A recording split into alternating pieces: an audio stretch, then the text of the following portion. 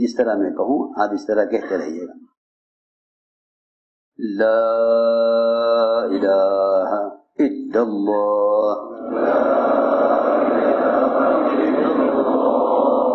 محمد الرسول اللہ. کوئی عبادت کیے جانے کے لائق نہیں سوائے اللہ کے. کوئی جی لگائے جانے کے لائق نہیں سوائے اللہ کے.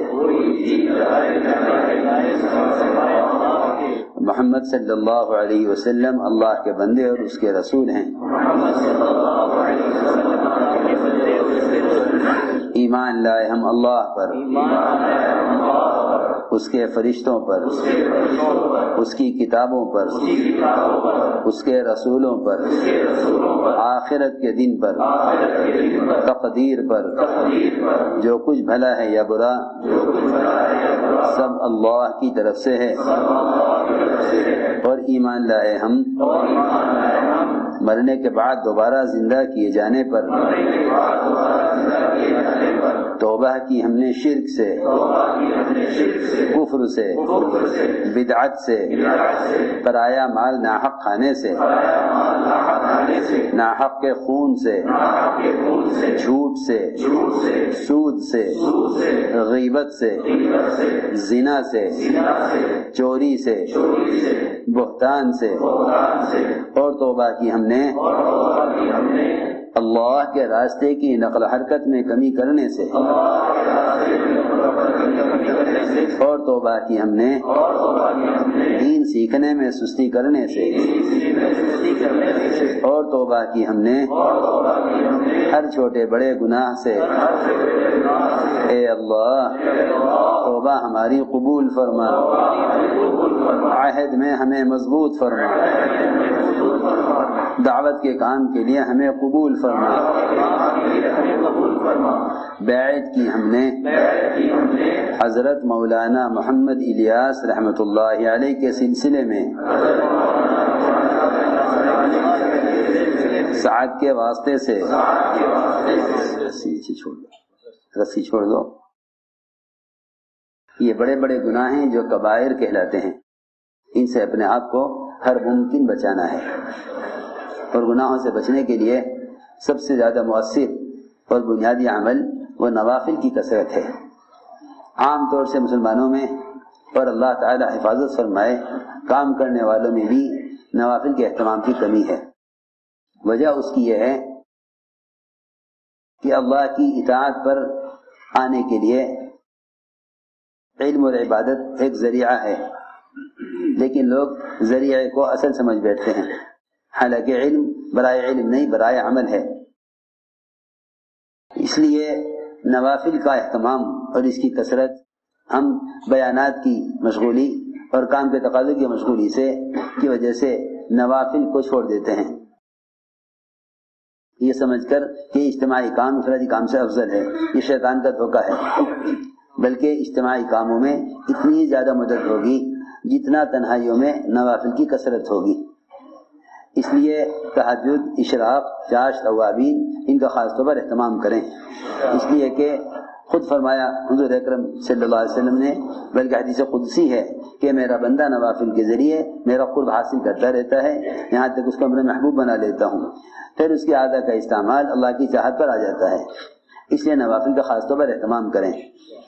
حضور اکرم صلی اللہ علیہ وسلم باوجود دن بھر کی تکان کے آپ رات کا قیام چھوڑتے نہیں تھے. صحابہ پر 1 سال تک تہجد فرض رہی. اس کا جب اس کے عادی بن گئے تب اللہ نے اس کو نفل کر دیا. اس لیے چاہیے کہ تہجد کا بہت اہتمام کریں. دوسرا سبب نظر کی حفاظت ہے. اس زمانے میں نظر کا غلط استعمال عبادات کو کھوکھلا اور عبادات کی حلاوت کو ختم کیے ہوئے ہے. اس لیے چاہیے کہ اپنی نظروں کی بہت حفاظت کریں، کیونکہ نظر کی حفاظت سے عبادات میں صفت احسان پیدا ہوتی ہے. جو نظر کو حرام سے نہیں بچائے گا اس کی نظر عبادات میں اللہ کو دیکھنے کی متمنی نہ ہوگی. کیونکہ صفت احسان کا مطلب یہ ہے کہ اللہ کو دیکھتے ہوئے عبادت کا شوق پیدا ہو. جو نظر نماز سے پہلے، جو نظر نماز سے باہر حرام کو دیکھے گی وہ نماز میں اللہ کو دیکھنے کی کوشش نہیں کر سکتی. اس لیے چاہیے کہ نظر کی بہت حفاظت کریں۔ تیسرا بنیادی سبب اللہ کا ذکر ہے۔ ہمارے صاحب فرماتے تھے اللہ کا ذکر اللہ کی اطاعت کی استعداد پیدا کرنے کے لیے ہے، بشرطیہ کہ ذکر کو اس کی شرائط کے ساتھ کیا جائے۔ پہلی بات تو یہ کہ ذکر تبتل چاہتا ہے، اللہ کے غیر سے کٹ کر ذکر تنہائی میں کیا جائے۔ دوسری بات یہ ہے کہ اللہ کے دھیان ذکر میں بالارادہ لایا جائے۔ مولانا صاحب کا خط ہے کام کرنے والوں کے نام، اللہ کے دھیان کے بغیر ذکر کرنے سے دلوں میں غفلت اور سستی پیدا ہوتی ہے، بلکہ یہاں تک لکھا ہے کہ اللہ کے دھیان کے بغیر ذکر کرنا بے ادبی ہے۔ اس لیے چاہیے کہ ذکر میں اللہ کا دھیان بالارادہ لائیں۔ اللہ تعالیٰ کی عظمت شان کو جب اجتماعی بیان میں سنیں تو پھر اس عظمت شان کے تصور کے ساتھ تنہائی میں ذکر کریں۔ یہی اصل ذکر اور دعوت کا جوڑ ہے۔ مولانا صاحب جو ہے بیان کے بعد ذکر کرتے تھے، حکیم صاحب نے حضرت کو منع کیا، حکیم صاحب نے حضرت کو منع کیا کہ دماغ تھکا ہوا ہے، یہ ذکر کا وقت نہیں۔ حضرت نے فرمایا کہ حکیم صاحب یہ تمہاری لائن نہیں ہے، کیونکہ ذکر جو ہوتا ہے دماغ سے نہیں ہوتا، ذکر دل سے ہوتا ہے۔ جب تم اللہ کی بڑائی بول کر فارغ ہو تب تنہائی میں ذکر کرو کہ اے اللہ تو ایسا ہے، تب تمہیں ذکر کی رفتہ رفتہ ذکر سے مناسبت ہوگی۔ دعوت دینے کے بعد ذکر کرو تاکہ جس طرح اللہ کو بول کر آئے ہو تنہائی کے ذکر میں اللہ کو ایسا تصور کرتے ہوئے یاد کرو۔ یہ ذکر و دعوت کا تلازم تھا، لیکن امت اس کو سمجھ نہ سکی کہ ذکر و دعوت کا کیا تلازم ہے۔ تبلیغ اور ذکر الگ الگ سمجھ لیے گئے، حالانکہ دعوت دینے کے بعد ذکر کرنا تھا۔ اس طرح ہمیں چاہیے کہ تنہائیوں میں ذکر کا اہتمام کریں۔ جب گشت کر کے آؤ، دعوت دے کر آؤ، تب ذکر کرو، تاکہ تمہاری دعوت سے جو اللہ کا دل میں تاثر پیدا ہوا، اللہ کا ذکر اس تاثر کے ساتھ ہو، اللہ کا ذکر اس تاثر کے ساتھ ہو۔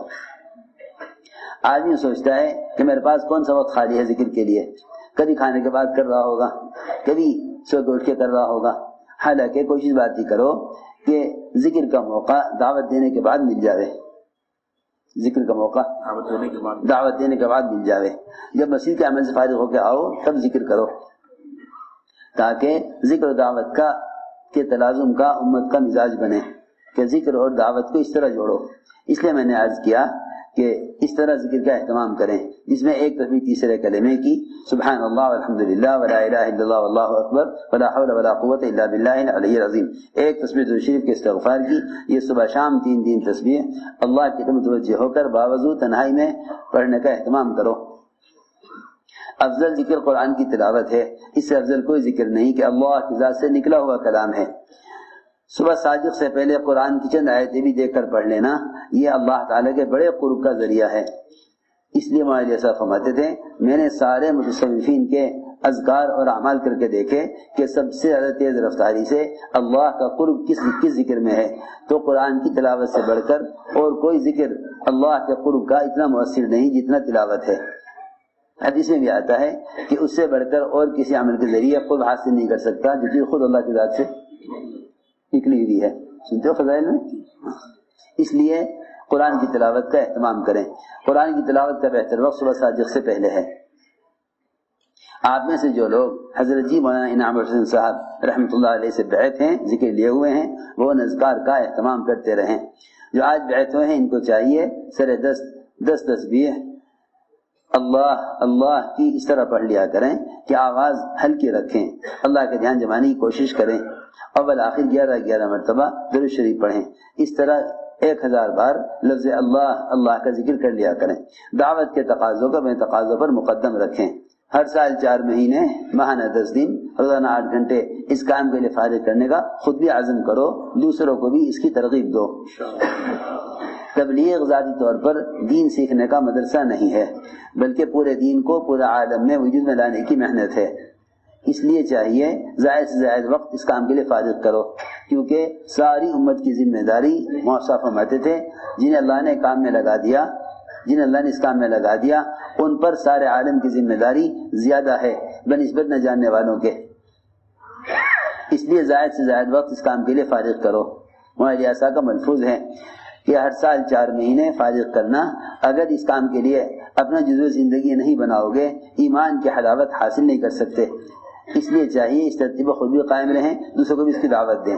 رات کو سونے سے پہلے سورہ ملک، سورہ واقعات، سورہ یاسین، اور روزانہ یا کم سے کم جمعہ کے دن سورہ کہف کے پڑھنے کا اہتمام کریں۔ مسنون دعائیں اہتمام سے یاد کریں، ہر موقع کی دعا کے پڑھنے کا اہتمام کریں، اس لیے کہ مسنون دعاؤں نے قبولیت کے راستے دیکھے ہوئے ہیں۔